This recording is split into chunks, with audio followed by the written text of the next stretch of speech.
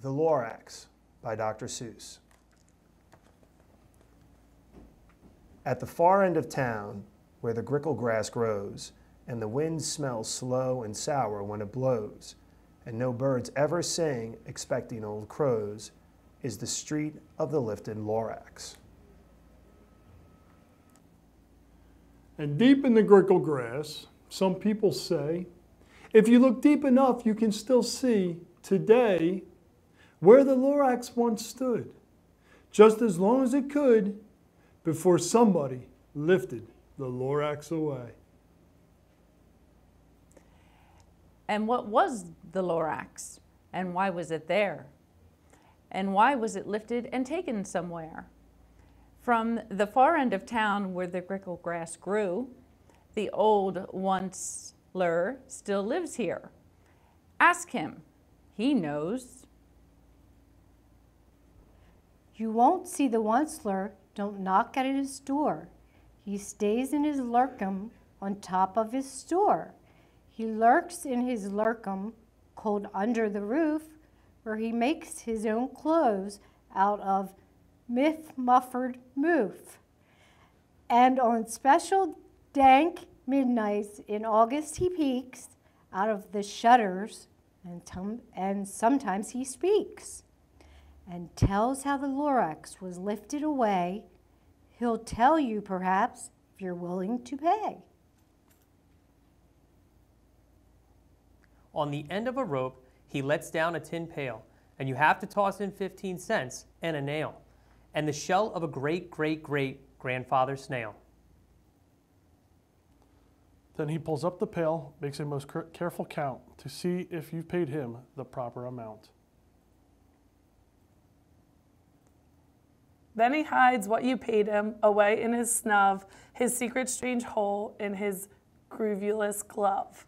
Then he grunts, I will call you by whisper my phone, for the secrets I tell are for your ears alone.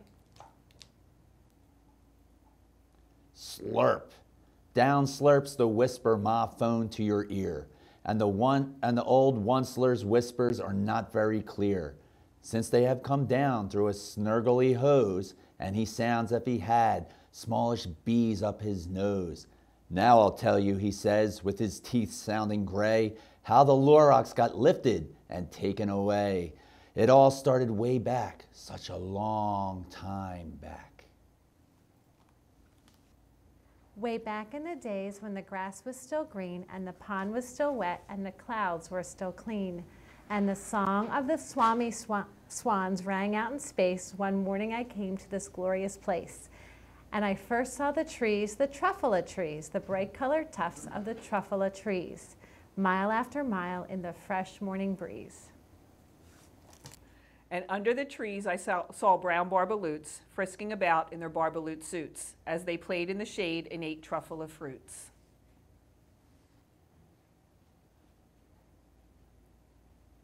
From the rippleless pond came the comfortable sound of the humming fish humming while splashing around. But those trees, those truffula trees. All my life I've been searching for trees such as these.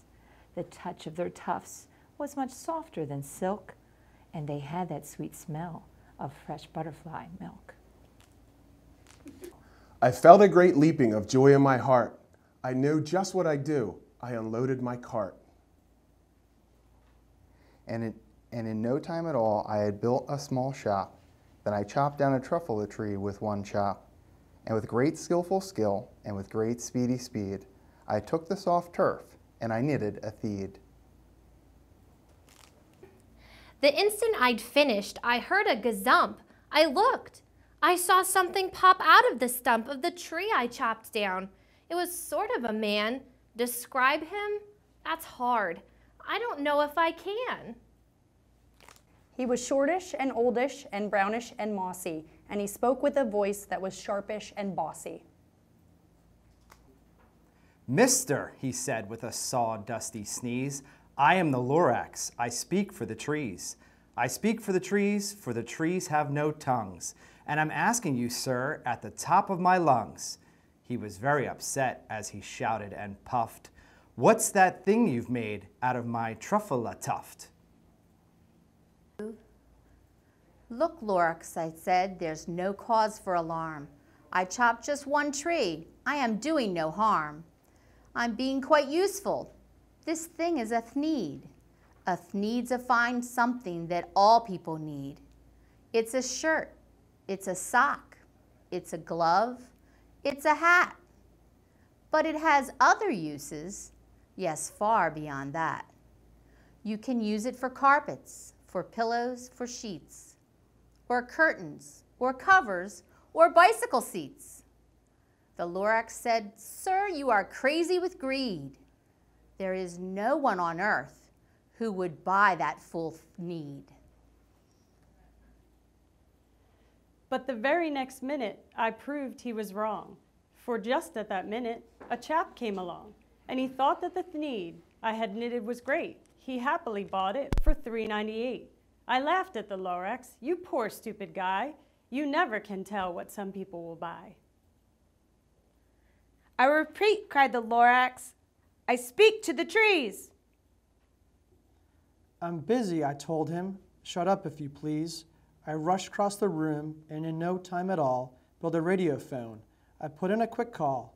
I called all my brothers and uncles and aunts, and I said, "Listen here, here's a wonderful chance for the whole Onceler family to get mighty rich. Get over here fast. Take the road to the North Niche, turn left at Weehawken, sharp right at South Stitch." And in no time at all, in the factory I built, the whole Onceler family was working full tilt. We were all knitting the needs, just as busy as bees, to the sound of the chopping of truffula trees. Then, oh baby, oh, how my business did grow. Now chopping one tree at a time was too slow. So I quickly invented my super axe hacker, which whacked off 4 truffula trees at one smacker. We were making thneeds 4 times as fast as before, and that Lorax, he didn't show up anymore. But the next week he knocked on my new office door. He snapped, "I'm the Lorax who speaks for the trees, which you seem to be chopping as fast as you please. But I'm also in charge of the brown barbaloots who played in the shade in their barbaloot suits and lived happily eating truffula fruits. Now, thanks to your hacking my trees to the ground, there's not enough truffula fruit to go round. And my poor barbaloots are getting the crummies because they have gas and no food in their tummies." They loved living here, but I can't let them stay. They'll have to find food, and I hope that they may. "Good luck, boys," he cried, and he sent them away. I, the Onceler, felt sad as I watched them all go. But business is business, and business must grow, regardless of crummies and tummies, you know? I meant no harm. I most truly did not. But I had to grow bigger, so bigger I got. I biggered my factory, I biggered my roads, I biggered my wagon, I biggered my loads. Of the thieves I shipped out, I shipped them forth to the south, to the east, to the west, to the north. I went right on biggering, selling more thneeds, and I biggered my money, which everyone needs. Then again, he came back. I was fixing some pipes when that old nuanced Lorax came back with some more gripes. "I am the Lorax," he coughed and he whiffed. He sneezed and he snuffled, he snargled, he sniffed. "Once lear," he cried with a cruffless croak. "Once lear, you're making such a smugogulous smoke. My poor swami swans, why they can't sing a note. No one can sing who has smog in his throat." "And so," said the Lorax, "please pardon my cough. They cannot live here, so I'm sending them off." Where will they go? I don't hopefully know. They may have to fly for a month or a year to escape from the smog you've smogged up around here. "What's more," snapped the Lorax, his dander was up, "let me say a few words about gluppity-glup. Your machinery chugs on day and night without stop, making gluppity-glup. Also schloppity-schlop. And what do you do with this leftover goo? I'll show you, you dirty old Onceler man, you." You're glumping the pond where the humming fish hummed. No more can they hum, for their gills are all gummed. So I'm sending them off, oh, their future is dreary. They'll walk on their fins and get woefully weary, in search of some water that isn't so smeary. And then I got mad. I got terribly mad. I yelled at the Lorax, "Now listen here, Dad. All you do is yap yap and say bad, bad, bad, bad. Well, I have my rights, sir, and I'm telling you, I intend to go on doing just what I do. And for your information, you Lorax, I'm figuring on biggering and biggering and biggering and biggering, turning more truffula trees into sneeds, which everyone needs." And that very moment we heard a loud whack. From outside in fields came a sickening smack of an axe on a tree. Then we heard the tree fall, the very last truffula tree of them all. No more trees, no more thneeds, no more work to be done. So in no time, my uncles and aunts, every one, all waved me goodbye. They jumped into my cars and drove away under the smoke-smuggered stars. Now all that was left neath the bad-smelling sky was my big empty factory, the Lorax and I. The Lorax said nothing, just gave me a glance. Just gave me a very sad, sad backward glance as he lifted himself by the seat of his pants. And I'll never forget the grim look on his face when he hoisted himself and took leave of this place, through a hole in the smog without leaving a trace. And all that the Lorax left here in this mess was a small pile of rocks with the one word, unless. Whatever that meant, well, I just couldn't guess.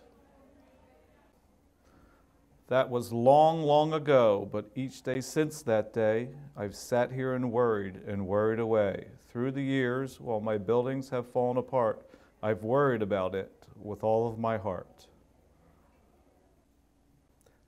But now, says the Onceler, now that you're here, the word of the Lorax seems perfectly clear. Unless someone like you cares a whole awful lot, nothing is going to get better. It's not. So, catch, calls the Onceler. He lets something fall. It's a truffula seed, the last one of all.